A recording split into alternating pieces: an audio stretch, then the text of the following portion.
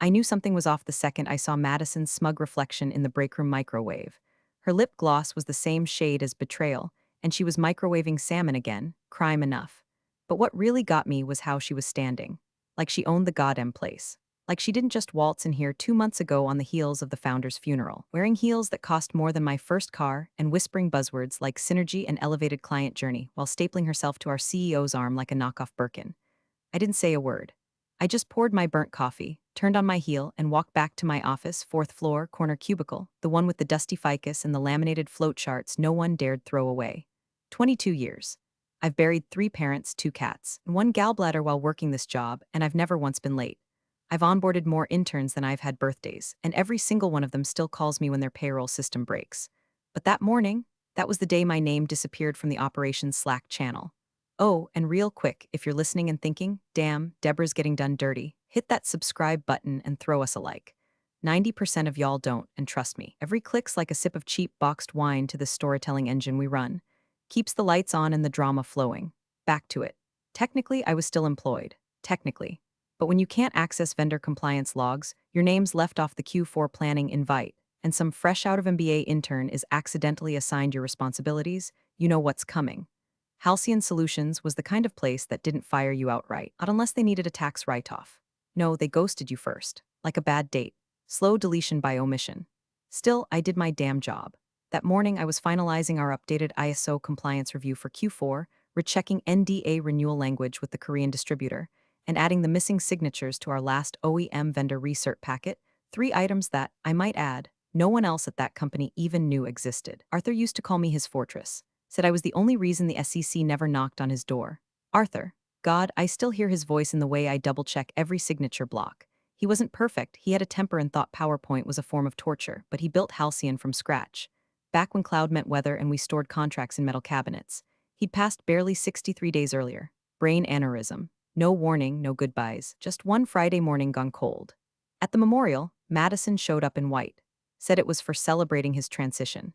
Her LinkedIn says she was in strategic development before joining us. What it doesn't say is that her strategy was apparently climbing on top of the CEO during the founder's wake and whispering sweet nothings about rebranding initiatives into his receding hairline. But Arthur and I, we had one final project. One last thing before his handwriting faded from the world. We were updating the corporate governance packet. It was mostly cleanup, removing some archaic bylaws, updating titles. But he'd added something. A clause buried in the appendix. He handed it to me in his kitchen, the night before his last board call, still in his slippers. If things go sideways after I'm gone, he said, I want this triggered. You're the only one I trust not to sell the place to a hedge fund or let Chad from sales rename it Halcyon AI. I laughed. He didn't. Just make sure they follow the rules, he said, sliding the signed packet toward me. And I did. I filed it, logged it, scanned and notarized it, because that's what fortresses do. That morning, as I sat reviewing compliance records with a sticky note that said Arthur's last fluttering from my monitor, I heard it. Deborah Henley to HR. Deborah Henley to HR, please. And just like that, the air got still. You'd think I was being called to the principal's office. Half the floor went quiet. My ficus even stopped swaying in the AC draft. I stood, tucked the packet into my tote bag, and walked out without a word. It was almost funny. I'd signed every board resolution in that building for 2 decades. Hell, I had personally corrected their last IPO submittal to the SEC. But when I stepped into that beige, soulless HR room with its smell of recycled toner and shame, Madison didn't even offer me a chair. We've restructured, she said, crossing her arms like she was guarding Fort Knox. Your role is now redundant. She pushed a white envelope across the table with 2 fingers like it might bite her. It contained a check for $1,000. One last courtesy, she chirped. Be grateful. Some dinosaurs don't even get that much. I didn't blink, I didn't curse. I didn't even pick up the envelope. I just reached into my bag, pulled out the founder's board packet, Arthur's final signature still sharp in ink, and held it to my chest. She didn't even notice, but Kyle would. He was going to see it, and he was going to remember. Madison's perfume smelled like a Sephora fight in July, chemical sweet, sticky with desperation, and trying too hard to cover rot. She didn't bother sitting when I walked into HR.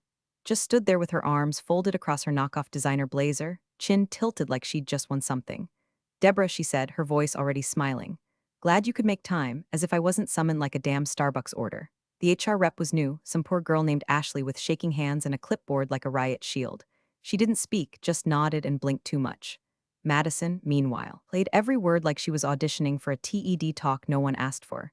We've reevaluated the org structure post-founder transition, she said, each syllable clipped like she was biting off the end of a vape drag. We're moving in a more agile direction. Fresh leadership, disruptive thinking, that sort of thing. My chair squeaked when I sat. That was the only sound I made. Which brings us to your role, she went on, pausing like I was supposed to cry or beg or throw a stapler. It's been classified as non-essential. I tilted my head, non-essential. I ran 3 of their international compliance calendars. The vendor portal's password still lived in my head because nobody else remembered it. The last time someone tried to transfer a contract without me, the system flagged them for fraud and locked them out for 72 hours. But sure, non-essential. Madison slid a white envelope across the table. We're offering $1,000 as a transitional courtesy. You'll find a separation letter included. You're being asked to vacate by noon. $1,000, no severance, no exit interview, just $1,000 slap wrapped in HR letterhead. Be grateful, she added, smiling like she just stepped on a spider in heels. Some dinosaurs don't even get that much. There was a beat of silence. Ashley, the HR rep, coughed nervously. Pushing a bottle of complimentary water toward me like that would somehow patch the hole where my livelihood used to be. I didn't say a damn word. Instead, I stood. My knees cracked because they always do now. I walked out, past the intern pit and the coffee machine that still had my decaf-only post-it stuck on it. Walked straight to my desk and picked up 3 things. My pen. The one Arthur gifted me the year we finally cracked the Fortune 1000. A rusted flash drive that held backups of every board vote from 2011 to 2023. The corporate record binder I kept under my desk, duct-taped and annotated, with Arthur's initials on at least 6 revised policy slips. As I zipped my bag, Kyle from legal walked by, earbuds in. He didn't make eye contact. Funny thing about being the operations lead, nobody notices you until something catches fire. And by then, the smoke's already in their lungs. I passed the IT desk. No one said goodbye. I passed the CEO's glass fishbowl office. He was on a Zoom call with one of our partners. He didn't wave, just kept talking with his hands, pretending the numbers on that screen hadn't come from a report I wrote last Thursday night at 10 p.m. When I reached the elevator, I turned one last time, just to see it, Halcyon Solutions. The name etched in backlit chrome above the reception desk. Arthur's legacy, and now? Just a jungle gym for parasites in suits. The elevator doors opened. I didn't cry, I didn't scream. But inside, something old was waking up, not grief, not sadness. Focus. Cold, silent focus. By the time I hit the parking garage, I was already replaying Madison's exact words in my mind. Redefined. Non-essential, be grateful. Like little audio landmines I could step on later when I needed fuel. I drove home with the windows down, letting October air slap some clarity back into my skull. The whole drive, I didn't even turn on the radio, just silence. Me and the rhythm of a 2011 Camry engine that still outperformed half the people left in that building. Once inside, I made tea, not wine. Not yet. This wasn't over. I laid everything out on the dining table. The binder, the flash drive, the envelope Madison had handed me like it was a medal. I opened it, read it, memorized every typo, scanned the final paycheck, $1,000. No PTO payout, no final accounting of earned bonuses. Not even a stub with benefits termination dates. Just a check. It may as well have said shut up in Comic Sans. I smiled, and I walked into the closet and pulled out the fireproof lockbox. Inside was the last thing Arthur ever signed, a board packet with his scrawled signature at the bottom and mine 2 lines beneath it. The final revision. The one with the change he added in a moment of grim foresight. The one he called the if it all goes to hell clause. And just above it in his handwriting, only Deborah triggers this, no one else. I stared at those words for a long, long time, and I opened my laptop, logged into my personal legal portal, and typed one sentence into the secure message field, Review Clause 11.6c. I've been officially terminated, time to light the fuse. I didn't sleep that night, not because I was sad. I've grieved before, real grief, honest grief, and whatever this was didn't qualify. No, what I felt was something tighter, quieter. Like when you smell a gas leak and no one believes you. Like the click of a safety being flipped off in a dark room.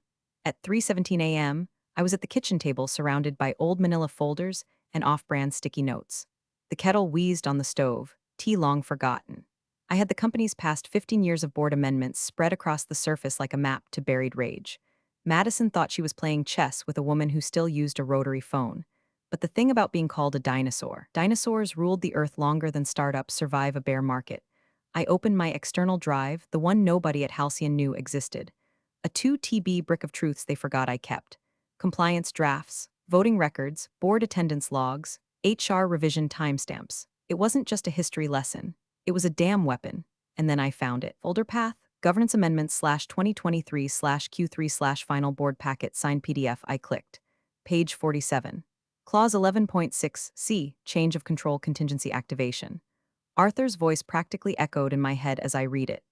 In the event that any executive level appointment, succession, or leadership restructuring, is enacted without prior ratification from a full board vote. Operational authority shall transfer immediately to the predesignated transition officer outlined below, until such time as proper governance protocol is restored and a board quorum reinstates chain of command through formal vote. And there it was. Transition Officer, Deborah Lynn Henley, signed by Arthur M. Kingsley. Date, April 11th, 2023, 11 days before his aneurysm, back when he still drank his coffee black and called me from the hospital with just one more form to look over. I stared at the clause for a long moment, not because I didn't believe it, but because I knew exactly how deep it cut. You see, when Madison swanned in with her innovation plan, and the CEO smiled like a sedated game show host, they thought Arthur's name had vanished with the memorial slideshow. They thought old systems could be purged like junk folders. What they didn't realize is I wrote half of those systems. Madison's appointment hadn't gone through a board vote. The CEO, fresh from a grief retreat and dopamine cleanse, had authorized it unilaterally. Everyone thought the strategic hire was just another leadership shuffle. But the clause said otherwise. It said if they touched executive succession without the board's blessing, everything they did was invalid. And I was the firewall, the kill switch, the contingency. Not because I asked to be, but because Arthur made me one. That's what they forgot. I drafted an email to my personal attorney, Leonard Croft. We weren't friends, we didn't send each other memes or birthday texts. But he was precise. Quiet, dangerous in a courtroom. The kind of man you didn't shake hands with unless you had paper to prove it. Subject, Clause 11.6c, Activation Body, Review Attached Clause. If Halcyon has officially severed my employment without board review of recent C-suite changes, initiate contingency notice and contact Kyle Merrick, retained corporate counsel, for board alignment protocol. Attachment, final board packet signed PDF, one last line. Trigger review protocol if I'm officially terminated. I didn't reread it. I didn't double-check the language. I clicked send and stared at the spinning icon until it disappeared, and I closed the laptop and turned off the light. In the quiet, I allowed myself exactly one moment of stillness. One breath. They thought they pushed me out. What they did was open a door they didn't even know existed. And I held the only damn key. The first sign of trouble came 36 hours after my departure, when HR sent out a Slack announcement welcoming a new era of efficiency.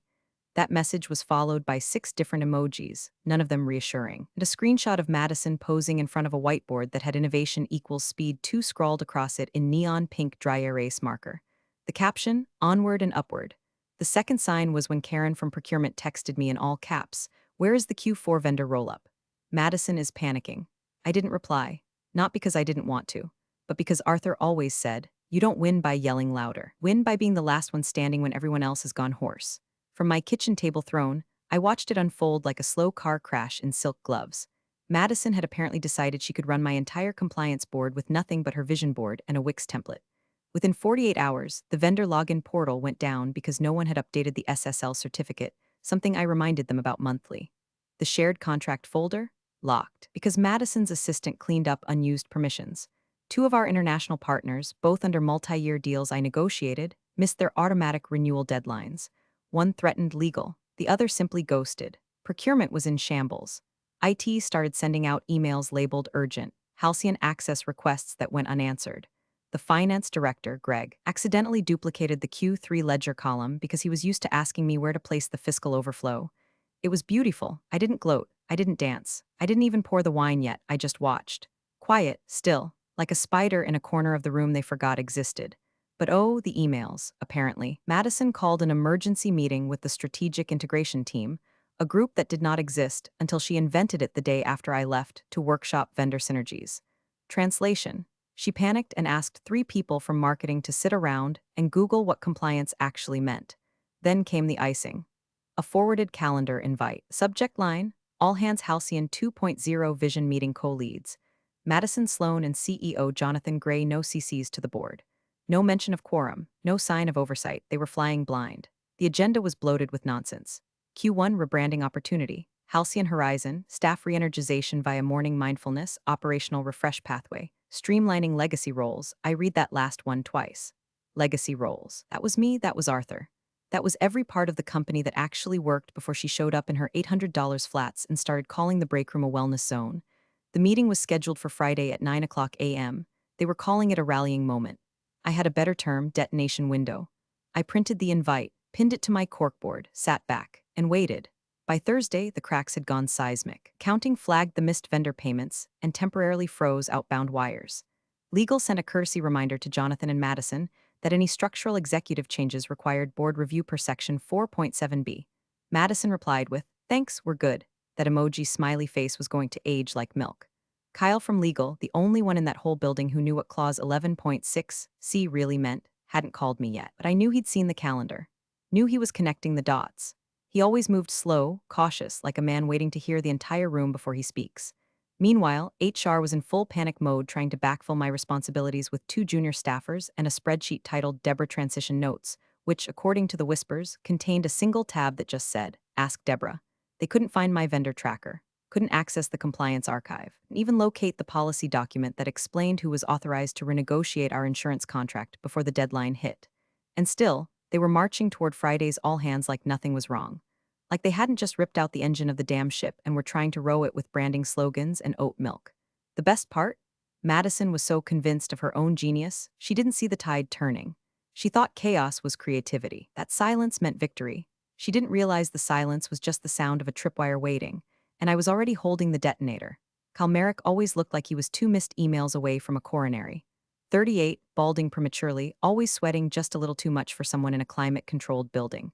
But he was sharp, razor sharp, and Arthur trusted him. That was enough for me. He didn't know I was coming. That was intentional. I walked into his office at 7:14 a.m. on Thursday. No appointment, no warning, just me, a hard copy folder, and the calm that settles in your bones when the plan is already in motion. Kyle looked up from behind 2 monitors and a mug that said it's a good day to redact. "Deborah?" He blinked. "I heard, I wasn't aware you still had." "I'm aware," I said, and shut the door behind me. He motioned to a chair with the hesitance of a man about to get sued by a ghost. "Is this an HR thing?" "I'm not looped in on." I didn't answer. I opened the folder, slid it across his desk like I was dealing tarot cards. One document, one page, page 47. Clause 11.6c, the original, signed in ink, initialed, time-stamped. Kyle glanced down, bored at first. Then the color drained from his face so fast I thought I saw his soul backpedal. His finger hovered just above the signature line. He didn't touch it. "Where did you— Wait. This was the last update before." I nodded once, still hadn't spoken. He sat back like he'd been slapped. Jesus Christ. Silence fell heavy. The kind that hums in your ears like a storm warning. I let it hang there. Let him flip to the footer where Arthur had scrawled in his blocky, all-caps hand, "Only Deborah triggers this, no one else." Kyle cleared his throat. Twice. His hands fidgeted like they wanted to call someone but weren't sure who wouldn't immediately throw up. "This hasn't been filed with the estate yet, right?" he asked. "Probate still in motion. There's a window, but Deborah, if this goes off, it's going to burn the whole org chart." I tilted my head slightly. "That's the idea." He exhaled through his teeth, rubbed his forehead. "You have to understand, Madison was installed by executive appointment. The CEO may have overstepped, but this makes her position void retroactively. You're talking lawsuits, back pay, SEC filings." I just pointed again, at the line where Arthur had listed me as transition officer. "That's not a suggestion, Kyle," I said. "It's the founder's instruction." He stared at it like it might catch fire. "Do you have proof of your termination?" he asked. I pulled a copy of Madison's HR letter from my bag, laid it next to the clause like a side dish to the main course. You read the amount, $1,000, and actually let out a low, disbelieving laugh. "They gave you a check? With no PTO breakdown, no final reconciliation, just a goodbye kiss in an envelope." His eyes narrowed. "You were listed as a key staff member in the vendor liability filings. I was there when Arthur argued to include you in the operational override. And now I'm non-essential," I said, voice flat. Funny how fast memory fades when power's involved. Look back at the document, then up at me. "Are you sure you want to activate this?" I didn't blink. I already did. A beat passed. "I just want you in the room when it detonates." Kyle sat there for a long moment, then he nodded once. Quiet, grave, like a man who just realized he's been standing on a trapdoor. "I'll schedule a legal review with the board. Emergency notice, internal only. I can't stop the all hands, but I can be present. That's all I need." I said. I stood, leaving the documents on his desk. As I reached the door, he called out behind me. "Deborah." I turned. "I'm sorry." I gave him the smallest smile I could manage. Not out of bitterness. Just truth, don't be. "You didn't forget who built this place." He nodded again. But I could see it in his face. He already knew the building wasn't just crumbling. It had already been set on fire. All I had done was show them the match. By noon Thursday, the boardroom air was thick with unspoken panic and citrus-scented disinfectant. Kyle had sent the emergency legal review notice just before lunch, subject line written like a fire alarm. "Urgent. Governance irregularity review requested before Friday's staff address." He didn't say why. He didn't mention the clause. Just possible procedural violation regarding executive placement post-founder transition. That's lawyer speak for we're all about to step in something deep and legal. The CEO, Jonathan Gray, a walking LinkedIn post with veneers, was annoyed. Not worried, just irritated, like someone had interrupted his meditation playlist. I'm not canceling the all hands, he snapped when Kyle brought it up. Staff morale is already slipping. We need to steady the ship. Kyle, to his credit, didn't argue, just nodded, jotted something in his legal pad, and said, understood. I'll be in attendance then. He didn't need to push harder. The trap had been set. The floorboards were creaking, and no one was smart enough to stop dancing. Meanwhile, Madison treated the impending meeting like it was her red carpet debut. She'd cleared out the executive conference room to rehearse her talking points, pacing in front of a massive flat screen that flickered with bullet points like culture of acceleration, reimagine the work week, and no joke. Halcyon 2.0, powered by vision, not history. I imagine she liked the sound of her own voice more than she liked the company. Madison had that pitch-perfect confidence you can't earn, only inherit or fake. That's the thing about glitter. It only looks valuable when the light hits it right. Up close, it's just glue and flakes. She wore a blazer that probably had its own security detail and kept tapping a pen against her iPad like it was a conductor's baton. At one point, she turned to Jonathan and said, "We need a strong opening. Maybe something about courage or breaking generational barriers." Jonathan nodded sagely, as if he'd just received wisdom from a burning bush, instead of the woman who once asked where we stored the cloud. The rest of the building was vibrating with unease. Staff weren't idiots. They saw the cracks. Vendor delays, locked dashboards, whispered updates. One team lead had already canceled a partner onboarding until leadership clarified compliance oversight. Translation, they didn't know who the hell was in charge, but Madison floated above it all, high on her own rhetoric and clickbait optimism. In the meantime, Kyle was working behind the scenes like a funeral director, prepping the casket, while the deceased still thought they were alive. He forwarded the signed clause to Halcyon's internal governance archive. Then he pinged the estate lawyer, a probate pitbull named Valerie Tran, whose entire personality was made of deadlines and clauses that end careers. Kyle's message was short. Client has provided original signed copy of Clause 11.6c with founding officer's signature and transition officer named. Termination has occurred. Executive appointments not board ratified. Please confirm eligibility for contingency trigger. Valerie replied 2 hours later with a 5-word confirmation that read like a verdict, clause valid. Contingency is now active. Timestamp, Friday, 8:57 a.m., 3 minutes before the all hands. That was when Kyle stood up from his desk, adjusted his cuffs with the stiffness of a man marching into a courtroom, and printed the clause on firm white stock. He didn't need to rehearse. He wasn't performing. He was about to read a eulogy. Madison was still fixing her hair in the reflection of the projector screen. Jonathan was straightening his tie and practicing his opening line. We've entered a bold new chapter. Oh, they had. Just not the one they thought. The room was ready. The stage was set. And though I was still off-screen, somewhere beyond the buzz of fluorescent lights and smug grins, my silence was about to speak louder than every word Madison rehearsed. I pulled into the Halcyon parking lot at 8:47 a.m. sharp. Same spot I'd used for 2 decades, slot hash 27, left row. The one with the faded reserved stencil Arthur painted himself with a half-dead roller in 09. I used to joke it was crooked like our Q1 budgets. He said it gave the place character. The walk from my car to the lobby was only 300 steps.